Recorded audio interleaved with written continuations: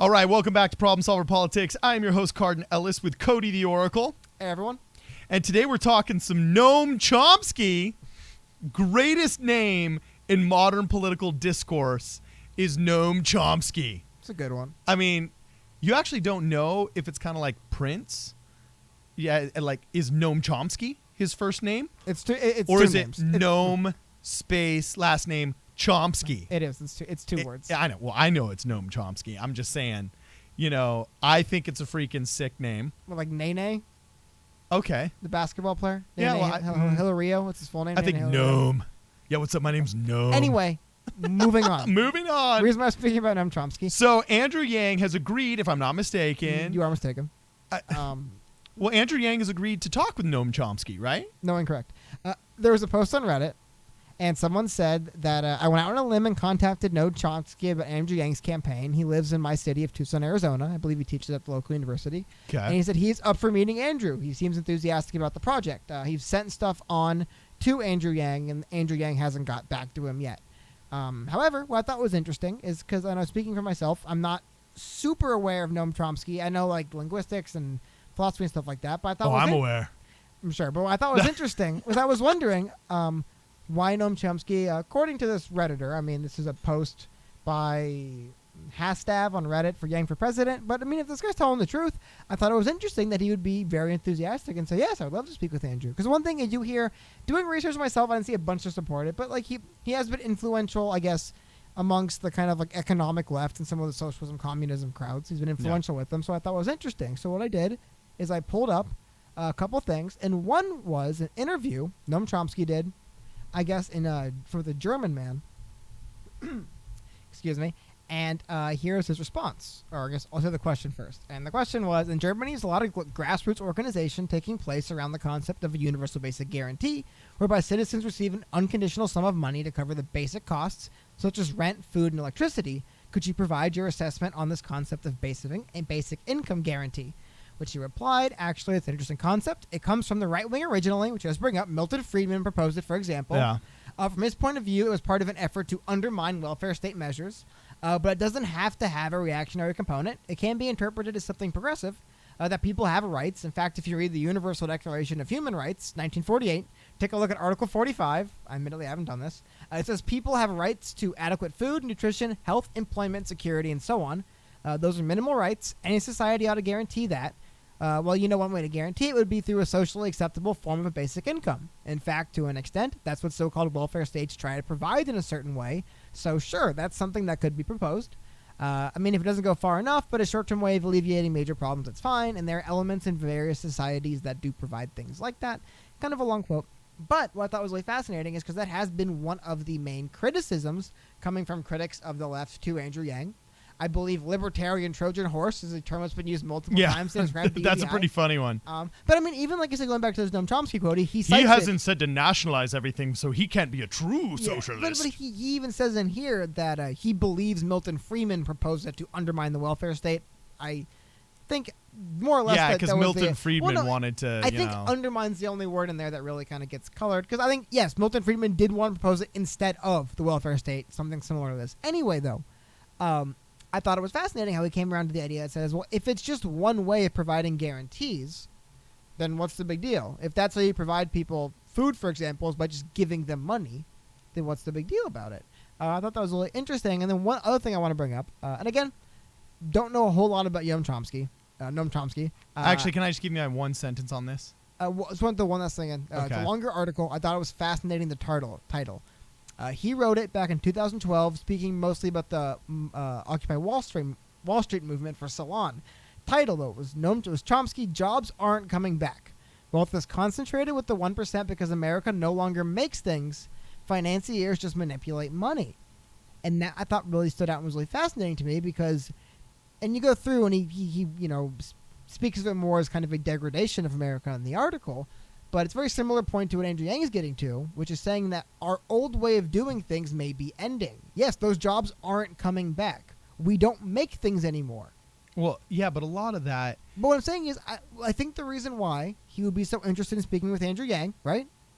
It's just speaking on the idea that they kind of are seeing similar problems, and they're proposing perhaps different addresses to it. But again, it just goes to show. I mean, Andrew Yang has sat down and spoken with Ben Shapiro. He sat down and spoken with Tucker Carlson. Yep. He sat down and spoken with Dave Rubin. Check. He sat down and spoken with the cast of The Breakfast Club. Holla. Just did The View. I mean, he's spoken with a lot of different people. And then here's another person, influential person, with some clout from the not far left, but from the left, traditional left-hand side. Yeah. Who's saying, hey. No, you can say far left with Noam Chomsky. Trust me. I don't know enough time to say that, but just the idea. We have another person here who's going, hey, yeah, this Andrew Yang guy, his ideas sound interesting. I would like to speak with them, I mean, I think, again, it's interesting seeing some nuance from him, as well as recognizing, yes, Milton Friedman and the right is traditionally who proposed the universal basic income, but that doesn't necessarily mean it's like some right-wing conspiracy or libertarian. Well, the fact Trojan that horse, Noam Chomsky is saying what he's saying about the universal basic income illustrates something very interesting to me. First, it's showing who's open-minded about the idea and who's not. And second off, how little people actually truly understand universal basic income. They keep trying to fit it into the 1960s mold of conversation as either a communist giveaway, therefore we like it if we're communist, or as, just this unicorn pie in the sky, far left idea that's unattainable. Very few actually can sit down and say, okay, this is doable, and it's modeled after conservative Alaskan pipeline thought or conservative Utah Department of Homelessness thought, and it actually works in these areas, and there's measurable quantifiers and data that prove it. It just shows how they kind of almost, their brains are too old and too formatted to really think about it in new terms. So anyway, Noam Chomsky is an interesting guy. I would never want to, how do I put this? I would never want to disparage or attack anybody's motives. I would have to meet him and sit down and have a conversation with him before I drew actual conclusions about what his real thought is, because you can actually be a good person and honestly think that socialism is the best way to give all of the goods and services to humanity that you love. You'll be wildly mistaken, but you can still be a good person and be pursuing that goal and think that socialism is the vehicle for it. However, I will say he is greatly associated, and this is an association, not him, but he is greatly associated with people that I wildly distrust. The Occupy movement was huge on Noam Chomsky. Okay? And the vilification of the rich, I think, is unhealthy for everybody in our economy. Who is the comedian? There was the really hilarious Jewish guy that owns a comedy club down on Universal City Walk. I can't remember his name, but he said, you used to walk by and your parents would say, look at that guy and he's wealthy. You can aspire to one day be him in America. And now they say, look at that guy, he's wealthy. F you! You know what I'm saying? So I'm curious to see how a convo with Noam Chomsky and Andrew Yang would go. Because the other thing is there's a massive generation gap between the guys. When was Noam Chomsky born?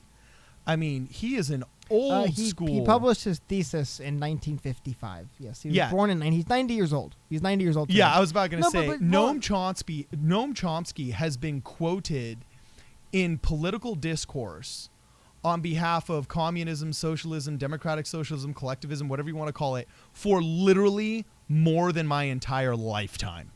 So the generation gap between him and Andrew Yang is about as deep as it gets in terms of modern Democrat politics. I'd be really curious to see how the old Bolshevik met with the modern. Okay, I shouldn't say the old Bolshevik. I think it's like 40 citation needed right there after old. But no, I mean, I'm pulling just up a cursory Google search, and he's currently, as of 4 days ago, he gave an hour-long speech for Democracy Now! On fascism, nuclear weapons, climate change, etc. So, I mean, he is older, but he is still involved in this stuff. So, yeah, I just thought it was fascinating, just checking out what's going on with Andrew Yang, kind of, what is, because that's the one thing that I know a lot of people, personally, Joe Rogan is how I heard about Andrew Yang. Yeah. And then really what solidified me was I saw one of the clips where he was on Tucker Carlson. Yeah. And at one point, Tucker Carlson was like, wow, I just agree with you. And I was like, I agree with 95% of what you say. Exactly, but I'm like, those guys running president, the Democrat.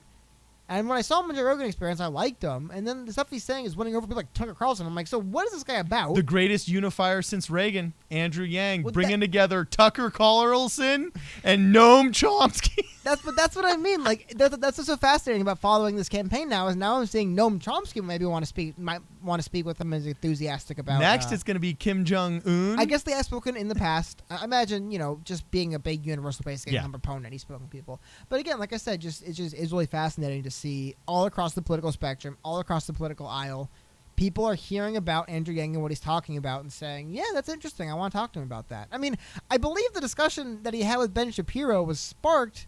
It was a circumcision debate, I believe, how it started. I mean, if there's anything better to debate, it's circumcision. But what I'm saying is he will debate anything with anyone at any time. I know for a fact that is one thing.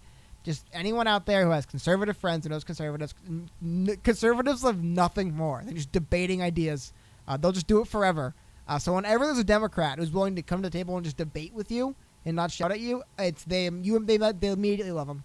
It's the same reason why Tulsi Gabbard gets so much love, and I don't think it's a negative to be slandered on Democrats that get some attention from Republicans. If that attention comes not from pandering to Republicans, but just simply from being willing to speak with them, I think it's a good thing, because ultimately I know a lot of people that voted for Obama, and then Donald Trump. Those people do exist. There's a lot of them, and you're going to have those people to win an election. And if speaking with Tucker Carlson, Noam Chomsky, Dave Rubin, and Joe Rogan's how you do it, he seems to be on the way to doing it, man. And hey, no matter what you think about Noam and his politics, the cure to bad speech is more speech. So even if you think his ideas are bad, talking it out is only good. And if you think his ideas are good, then great. That's what's getting it out there more.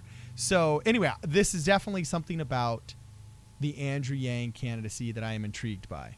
The amount of tentacles that his ideas throw out, and who comes in supporting them, and what that net catches is truly one of the most intriguing parts of the Andrew Yang candidacy. So I usually at this point tell people to like, subscribe, and share, and then start pitching the donate button and the merch. But I've realized now, after having doing this with you for many months, Cody the Oracle, that you've never taken us home on a single podcast. So would you do the honors of ending this podcast? Of course. I hope you guys enjoyed it. Please like, subscribe, and share. We're going to have a donate link below if you'd like to support us. Anything helps. It just helps us get better quality videos to you guys faster. I would love to have more time, and that would just really help show us that there is more time there to be spent on this. And again, that's all, y'all. Please share, like, and subscribe, and that's all. Just say, this is Problem Solver Politics. No, I'll leave that for you. Do it one more time. This is Problem Solver Politics.